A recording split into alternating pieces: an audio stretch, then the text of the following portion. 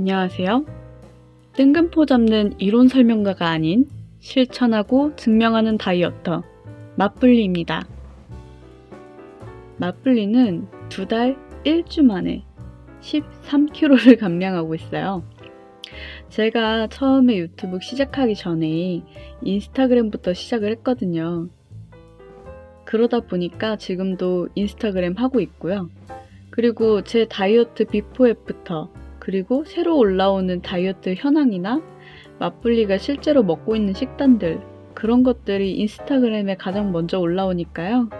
이 도대체 맛블리라는 사람, 사짜인지 진짜 배기인지 궁금하신 분들은 제 인스타그램을 팔로우해 주시면 맛부르게 먹고 있는 식단과 비포 애프터 근황을 제일 빠르게 접해 보실 수 있습니다.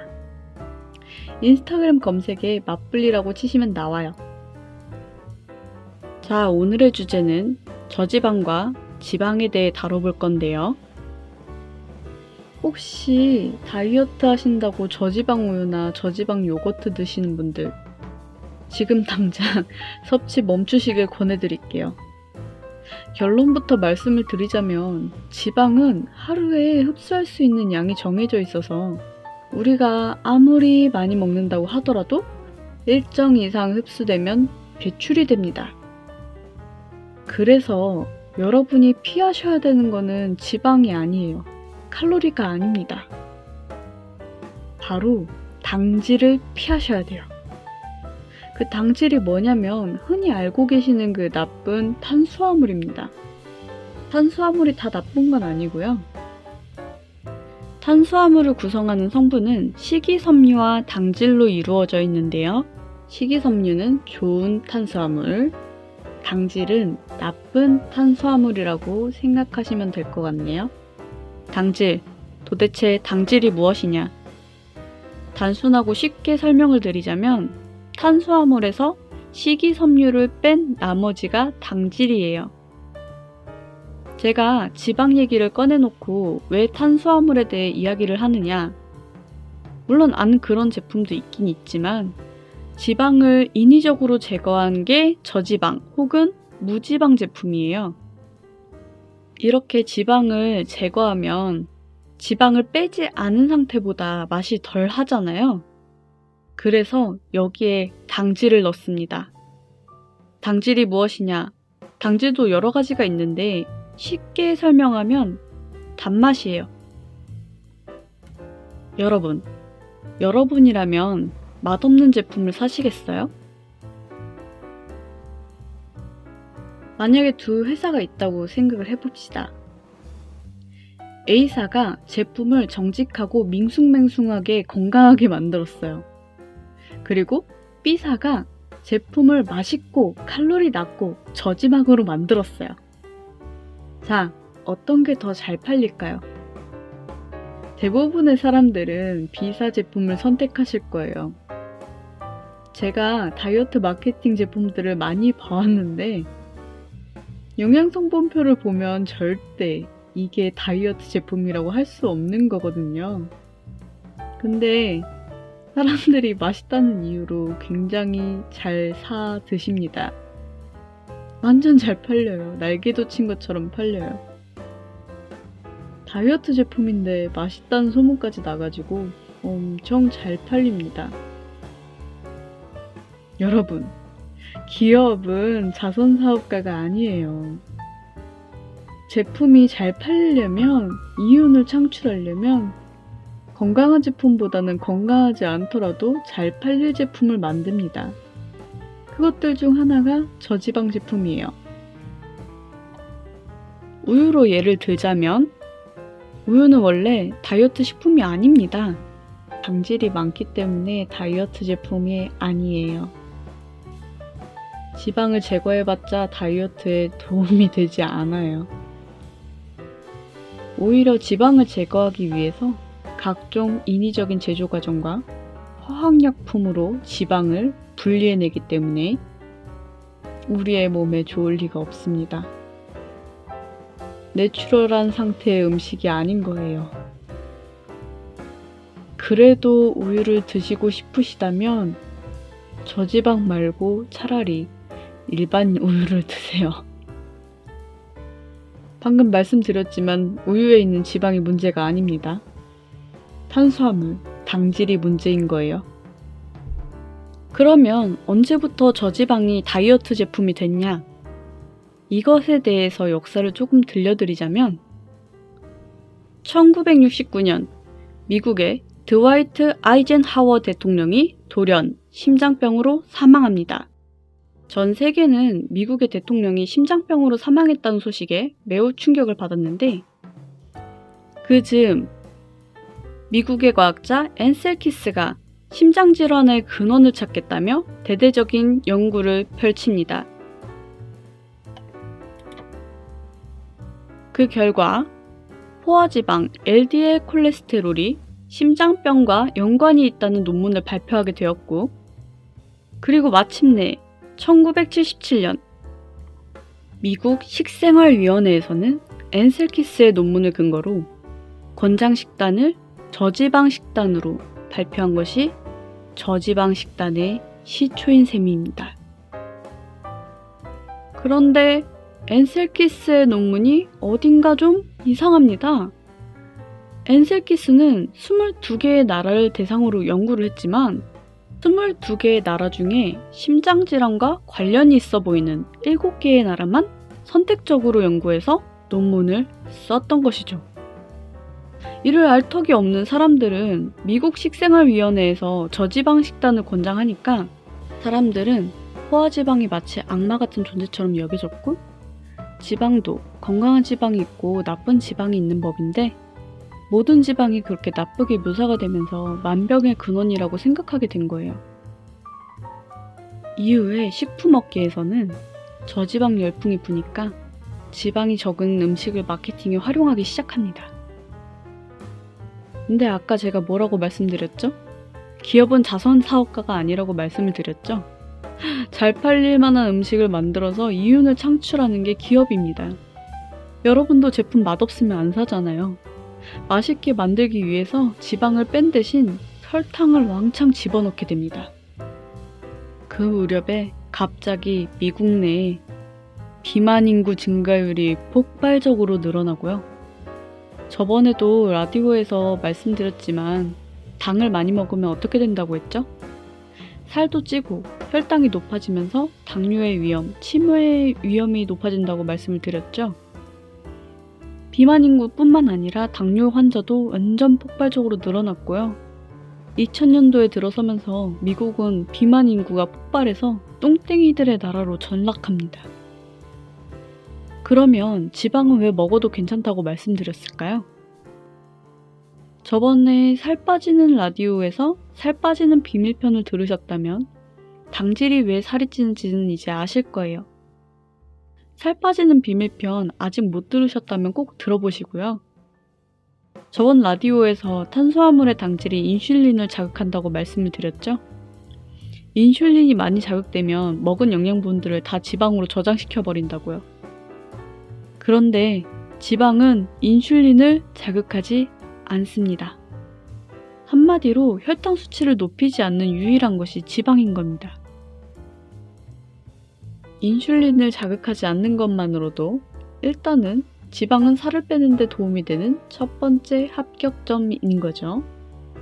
게다가 지방은 당질에 비해서 흡수할 수 있는 정도가 한계가 있어서 많이 먹어도 어느 정도 흡수되면 더 이상 흡수가 안 되고 배출이 됩니다.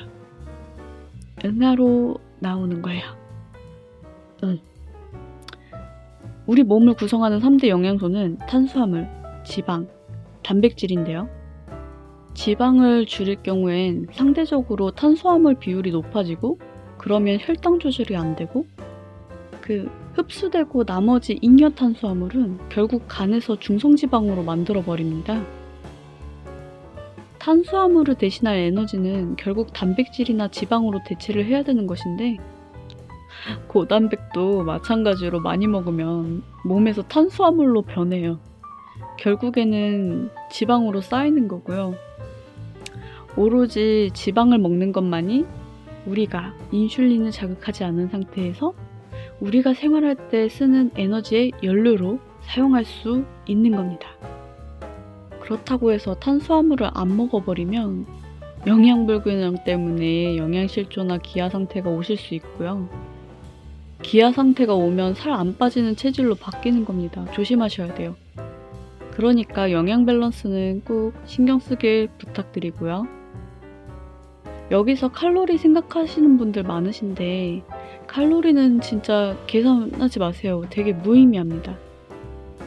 우리가 계산하는 열량이랑 실제로 몸에 흡수되는 열량은 완전 다른 거예요. 인슐린과 혈당이 어떻게 살을 찌게 만드는지 저번 라디오를 들으셨으면 아시겠지만 지방은 일정량만 흡수되는데 반해서 탄수화물의 당질은 여과 없이 몸에 축적되는 겁니다. 칼로리 상관없어요. 0칼로리 음료수도 단맛 나면 인공 감미료나 액상과당 들어간 거고요. 당연히 인슐린 자극합니다. 자, 그렇다고 아무 지방이나 먹어도 되는 것은 절대 아니고요. 기름진 생선이나 견과류, 채소, 목초를 먹고 자란 소의 우유로 만든 버터 100%. 뭐 이런 것들. 이런 포화지방을 섭취해도 좋다는 말이에요. 목초를 먹고 자란 소의 우유로 100%로 만든 버터. 이 말이 조금 어려운데 이런 게 한국에서 구하려면 직구나 아니면 병행 수입 제품 먹긴 해야 되거든요. 마트에서 안 팔더라고요. 자, 주의하셔야 될 것은 식물성 기름과 트랜스 지방입니다. 우리가 단 1g도 먹지 말아야 할 쓰레기 지방이 이 트랜스 지방이에요. 이 트랜스 지방은 자연스러운 지방이 아니고 식물성 기름에 열을 가하면 성질이 변하면서 생기는 지방인데 식물성 기름이 열을 받고 성질이 변해서 식으면 고체화되면서 생성되는 게 트랜스 지방입니다. 대표적으로 식물성 기름에 열을 가하는 경우가 튀김이 있고 식용유든 올리브유든 참기름이든 간에 우리의 계란 후라이나 볶음밥 할 때도 막 두르고 열을 가하죠.